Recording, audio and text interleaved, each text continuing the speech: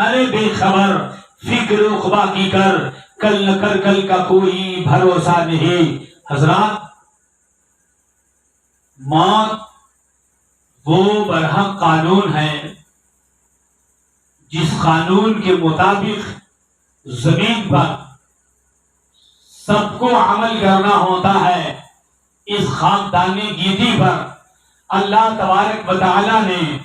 موت کو وہ عظیم قانون بنایا جس قانون کے ماتحت جہاں بادشاہ گئے ہیں، جہاں غریب گئے جاتے ہیں، جہاں تندرست جاتے ہیں، جہاں بیمار جاتے ہیں، اس برحق قانون پر عمل کرتے ہوئے اس جہان اور اس زمین سے صحابہ بھی تشریف لے گئے، تابعین بھی تشریف لے گئے، ائمہ مجتہدین بھی تشریف لے گئے۔ موت وہ برحق قانون ہے کہ ظاہری نظر سے اس دنیا سے مصطفیٰ بھی تشریف لے گئے، جن کے صدقے میں کائنات کی تخلیق ہوئی۔ اس رسول کو بھی اللہ نے ظاہری اعتبار سے موت عطا فرما دیا۔ تو جب رسول کو موت آ گئی تو یقیناً ہمیں بھی موت آ جائے گی، ہم بھی ایک نہ ایک دن مر جائیں گے۔ اب مرنے میں برابری کا حال یہ ہے کہ اللہ تبارک و تعالیٰ کے قانون برحق نے یہ ثابت کیا کہ مرنے میں انسان سب کو مر جانا، ایک حیثیت سے سب کو قبر میں اتر جانا ہے۔ مالدار ہے اس کو بھی اتنے ہی کفن دیا جائے گا، غریب ہے اسے بھی اتنے ہی کفن دیا جائے گا، اور بادشاہ ہے اسے بھی اتنے ہی کفن دیا جائے گا، اور رعایا ہے اسے بھی اتنے ہی کفن دیا جائے گا، پہلوان ہے اسے بھی اتنے ہی کفن دیا جائے گا، اور جو زمیندار ہے اسے اتنے ہی زمین دی جائے گی، غریب ہے اسے بھی اتنے ہی زمین دی جائے گی۔ اللہ کے قانون نے بتایا کہ مرنے کے اعتبار سے سب برابر ہیں میری بارگاہ میں آنے کے لیے۔ جب لوگ چلتے ہیں، ان کا سفر ہوتا ہے تو ان کے لباس ہے، ان کے چلنے کی اداؤں سے، اور ان کے دفن میں ہونے والے زمین کی اداؤں سے یہ سمجھ میں نہیں آتا۔ جانے والا بادشاہ جا رہا ہے، مرنے والا مالک مر رہا ہے، مرنے والا امیر مر رہا ہے، کہ مرنے والا غریب مر رہا ہے، آنے والا غریب ہے یا آنے والا امیر ہے، بلکہ جتنا کفن بادشاہ کو دیا گیا ہے اتنا ہی کفن زمین پر ایک غریب کو دیا جا رہا ہے۔ پتا چلا کہ میری بارگاہ میں آنے کی حیثیت سے سب برابر ہیں۔ موت کے بعد نہ امیر کو امیری کام آتی ہے، نہ غریب کو غربتی کام آتی ہے، نہ مالدار کو مالداری کام آتی ہے، نہ بادشاہ کو فوج و رجال کام آتے ہیں۔ جانے کا مقام ایسا کہ سب کو 3 ہی کپڑے دیے جاتے، اور سب کو بہتر سفید ہی کپڑے دیے جاتے، اور سب کو اتنی ہی زمین دستیاب ہوتی ہے۔ پتا کیا چلا کہ مرنے کے وقت سب کو برابر کر دیا جاتا ہے۔ ہاں، مر جانے کے بعد جب قبر کی دنیا میں آپ جائیں گے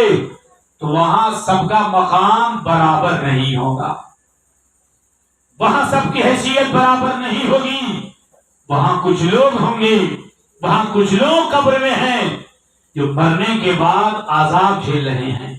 مرنے کے بعد ان کے قبر میں سانپ اور بچھو مسلط کیے گئے ہیں، مرنے کے بعد ان کی قبر میں جہنم کی کھڑکیاں کھولی گئی ہے، جہنم کی بھیانک آواز اور جہنم کی آگ کے شعلے قبر میں ان کے بھڑک رہے ہیں۔ لیکن اسی قبر میں کچھ لوگ ہیں جنہیں قبر میں جب اتار دیا گیا ہے تو ان کے قبر میں جنت کی کھڑکیاں کھولی گئی ہے، جنت کے باغ و بہار داخل کیے گئے ہیں، انہیں جنتی لباس پہنایا گیا ہے، انہیں جنت میں ہر طرح کے آرام، قبر میں ہر طرح کے آرام مہیا کیے گئے ہیں۔ آپ کہیں گے کہ بات کیا ہے کہ مرنے کے وقت میں جو کفن غریب کو دیا گیا وہی کفن بادشاہ کو دیا گیا، جو کفن مالدار کو دیا گیا وہی کفن کمزور کو دیا گیا، جو کفن حاکم کو دیا گیا وہی کفن محکوم کو دیا گیا، جو بادشاہ کو دیا گیا وہی کپڑا رعایا کو دیا گیا۔ مرنے کے اعتبار سے سب برابر ہو گئے، زمین پر جانے کے اعتبار سے سب برابر ہو گئے،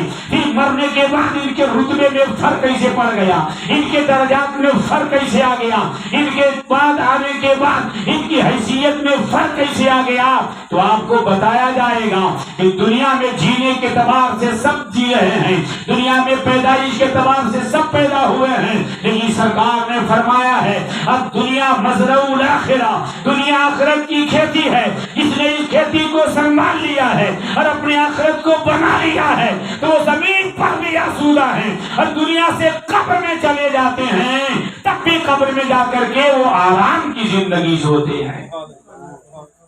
وہ کون لوگ ہیں جو دنیا سے جانے کے بعد بھی قبر میں آرام پا رہے ہیں؟ قبر میں جنت کی کھڑکیاں کھولی گئی ہیں، ان کے قبر میں جنت کے لباس اور بستر ان کے قبر میں لگا دیے گئے ہیں۔ تو آپ جب مشاہدات کریں گے تو قبر میں دنیا سے جانے والے یہ وہ لوگ ہیں جنہوں نے اللہ کے حدود کی تحفظ کیا ہے، دین اسلام سے محبت کیا ہے، شریعت اسلام کے قانون کی حفاظت کیا ہے، اور قانون اسلام کی حفاظت کے لیے نماز وقت سے پڑھی ہے، سجدہ وقت سے کیا ہے، روزہ وقت سے رکھا ہے، تلاوت وقت سے کیا ہے۔ زمین پر رسول اللہ نے کہا دنیا آخرت کی کھیتی ہے، تو اس کھیتی کو مضبوط کیا ہے۔ اب اس کھیتی کو مضبوط کرنے کا کیا مطلب؟ وقت آیا ہے قرآن کی تلاوت کیا ہے، وقت آیا ہے نمازیں پڑھی ہے، وقت آیا ہے سجدہ کیا ہے، گناہوں سے توبہ کی ہے، ماں باپ کی خدمت کی ہے، بال بچوں کی پرورش کی ہے، یتیموں غریبوں کی دیکھ ریکھ کی ہے، یعنی اپنی زندگی آخرت کی زندگی کو روشن بنانے کے لیے عبادت و ریاضت و تلاوت میں گزار دیا ہے۔ تو زمین پر رہ کر کے جس نے اپنی زندگی کو عبادت میں گزار دیا ہے وہ زمین پر بھی زندہ ہے، اور ایسا آدمی مر جاتا ہے عبادت و بنیاد پر وہ قبر میں بھی زندہ رہتا ہے، قبر میں بھی اس آرام و چین کی زندگی نصیب ہو جاتی۔ اس لیے حضور نے فرمایا زمین پر نیکیاں کر لو۔ مومن کی زندگی زمین پر اپنی طبیعت سے گزارنے کے لیے نہیں ہے،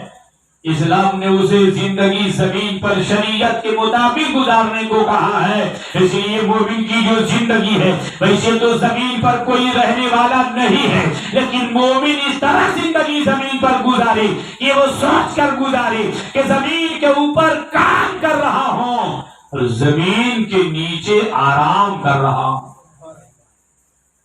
زمین کے اوپر کام اور زمین کے نیچے آرام، یہ مومن کی زندگی ہے زمین پر۔ اس لیے بزرگوں نے دیکھا کہ دنیا میں کام کرنا ہے ایسا کہ زمین کے اندر جا کر کے آرام کرنا ہے۔ میرے بھائی آپ سب جانتے ہیں کہ آدمی جب مر جاتے ہیں تو موت کے ساتھ ہی ان کے اعمال منقطع ہو جاتے ہیں، ان کی عبادتیں ختم ہو جاتی ہے، ان کے سلسلہ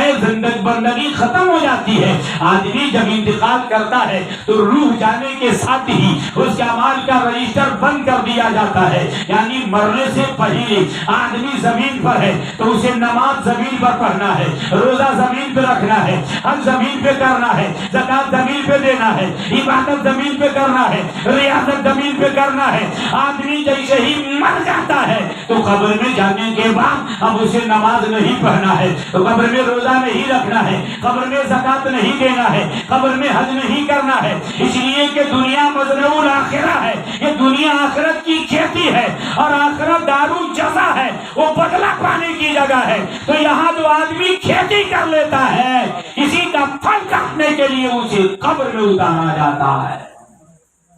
تو آخرت کی کھیتی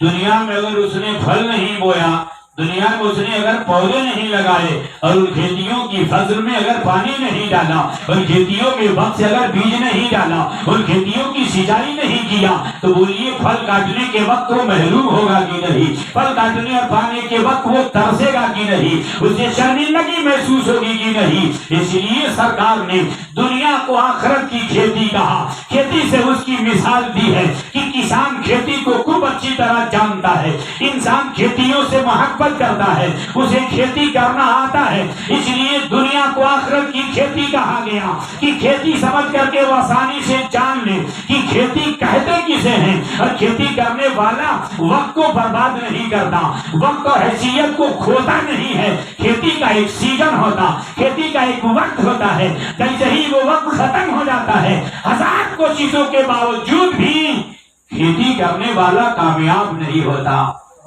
धान बोने का सीजन खत्म हो जाए, गेहूं डालने का सीजन खत्म हो जाए, पानी डालने का मौसम खत्म हो जाए, खाद और बीज डालने का मौसम खत्म हो जाए, आदमी लापरवाही से सोया रहे, मौसम आए और चला जाए, यकीनन वो वक्त से धान नहीं काट सकता है, वक्त से वो बीज नहीं डाला तो यकीनन वो गंदम नहीं काट सकता है, वक्त से अगर उसने सिंचाई नहीं की तो वक्त से वो फलों को नहीं काट सकता। उसे आखिर में खेत रखने के बावजूद भी शर्मिंदगी होगी, खेत रखने के बाद भी महरूमी होगी। मेरे भाई, ये दुनिया है, हमें इस दुनिया में इसलिए भेज दिया गया है कि तुम दुनिया में जाकर आखिरत की तैयारियां कर लो, और इसी आखिरत की तैयारियों को बताने के लिए जमीन पर हजरत आदम नबी बन के आए हैं, हजरत मूसा नबी बन के आए हैं, हजरत जकरिया नबी बन के आए हैं, हजरत हूद नबी बन के आए हैं, हजरत लूत नबी बन के आए हैं। इन्हीं बातों को समझाने के लिए 1,24,000 अंबिया तशरीफ लाए हैं, और इन्हीं बातों को समझाने के लिए